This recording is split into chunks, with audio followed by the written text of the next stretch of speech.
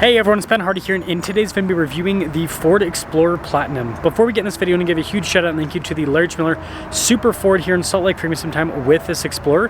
I'll include a link to their website in the description down below so you can check out what they have currently. Also include a link to my car buying guide. Let's get into it.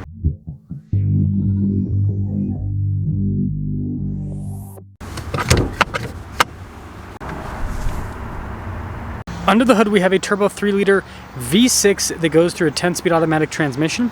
Fuel economy is 18 around town and then 25 on the highway, with power outputs being 400 horsepower and then 415 pound-feet of torque. Before we move forward with this review, I do want to mention if you want to see more videos just like this, then I recommend you subscribe because I post content every single day. So starting with the hood, it's actually pretty boxy with the design. Notice how it falls in towards the center and then raises up on either side very rectangularly. And then you guys can see here with the turn signal indicators, pretty cool looking. We've got the fog lights down below, and then tons of kind of like brush trim here on the rest of the grille. And with that being said, it's the front end. Now on the side here, our tire wheel setup is 275 by 45 by 21 in the front and over in the rear. And you can see here with the wheels, you've got the silver with the metallic gray. And that's cool with the fender flares. And I like this metallic paint, by the way. Quite a bit of flake in it. Anyways, you got the rest of the bodywork there. Mirrors are blacked out. And there's your side profile. Now this leads us to the key fob. We have our lock and unlock function. Remote start. We got the opening for the hatch. You got the Ford logo there on the back end. We'll just pop the hatch right open. Pretty quick with the actuation. So we've got a decent amount of space behind the third row. Again, not massive. That's pretty typical of most SUVs in this segment. Quite a bit of storage space underneath. And then here's for these seats to raise and lower them, which is a nice feature to have. And other than that, it's a 3-row, right? Press that and that'll lower the hatch right back down. Cool taillights. They've kind of updated them for this new generation. You can see Explorer's all blacked out. Cool with the exhaust tips there at the bottom. And well, that's the rest of the rear. Now this leads us inside. So you guys can see we've got nice soft touch trim here at the top. Sunshade as well. This is cool with the design. It's actually a purple in coloration. Interesting. There's a lot happening in this interior. Look at these seats. Crazy looking, if you ask me. I'm gonna fold this down quickly. I just want to see the back seats. Ah, they're not the same. Are they the same color? It looks kind of more blacked out to me rather than the kind of purplish hue, or burgundy might be a better description. Anyways, with the third row, your knees are pushed up a little bit, but it's not bad. And then getting the seat up, it's pretty easy. And legroom back here is good. Got a little storage pocket. You got armrests with these seats too. We have our own climate zone here in the rear. Got charging ports on top of that. See the vents here up top, and then headroom's pretty good. And then popping up front, you can see again with the soft touch here at the top and the cool design down below. All of our window controls here. We've got our mirror adjustments, memory seat function, blind spot monitoring with the mirrors. And then here's the front seat. This is cool. All of our adjustments there on the side. And you guys can see with all the soft touch trim. Light controls there as well.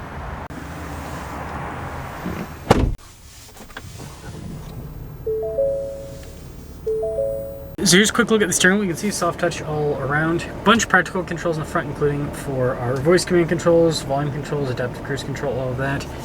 Got your regular stocks here on the back. And then you guys can see here with the digital gauge cluster. You can use to see different bits of information on systems within the vehicle. Pretty standard stuff with that. And then also you got this kind of little animation for the different drive modes.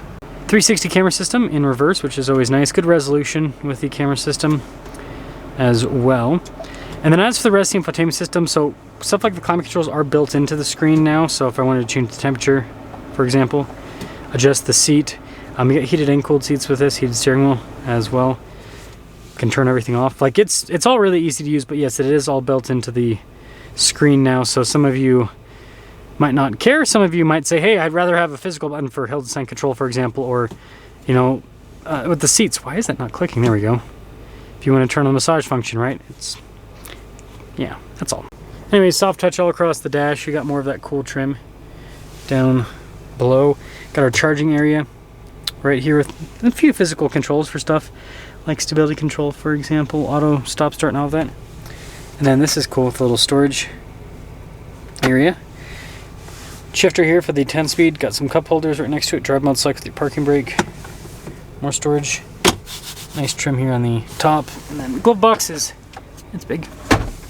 Got the rear view mirror, and then we have a panoramic sunroof up top too. So here's a quick look at the window stick. You guys can see 2025 Explorer Platinum 600A for this particular one. Also have the V6. 61,560 is the total MSRP on this particular Explorer. And let's go exploring with the Explorer.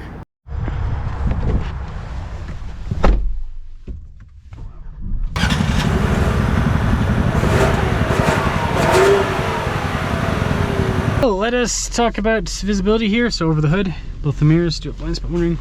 That's the rear. It is a 3-row, and it's a pretty long SUV, so it's not bad visibility throughout the back, but there's a long ways back there. So yeah, I wanted to get a review on the Platinum. I've already reviewed a few packages on the new Explorer, but the luxury package is always fun to do. Still kind of an ST person myself, because sportiness is always fun. But you know, for those of you that just want luxury and don't really care about the sporty looks, then that's what the Platinum provides. Although the Platinum and the ST now are basically the same car. Basically. Same engine, same features, just kind of different exterior styling. So, ride quality's pretty good. Went over the bumps or anything, it handles the damping pretty well. Engine smooth. This 3-liter V6 is a strong powertrain.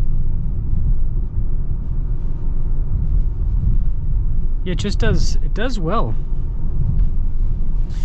in terms of the driving characteristics. And these seats are really comfortable too. That might be one thing people would like on the Platinum over the STs. I think the seats are a little bit more comfortable in the ST seats. So there is that benefit as well. Pretty well insulated, and I like the visibility of the hood. It's very good. Dash isn't too big so that you have to look a mile away just to see what's happening. This interior really is interesting. The colorations. The kind of like burgundy finish. Depending on the lighting, it almost just looks black. So, I don't know, I think it creates kind of a cool effect in here. It's different. It's definitely different. Man, I've never seen this stop sign take this long. It must be get out of work time or something. Man, you got a Jeep towing that. That's cool. Okay, get our acceleration here. Oof.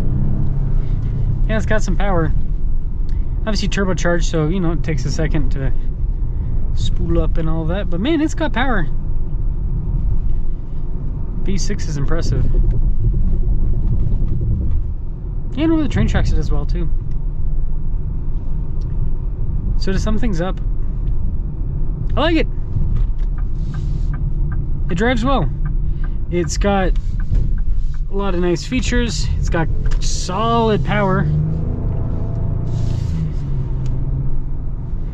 And it's comfortable in here. So yeah, there's a lot of competition in this segment now, believe it or not. The Explorer used to kind of be... Let's think about this for a second. 2020.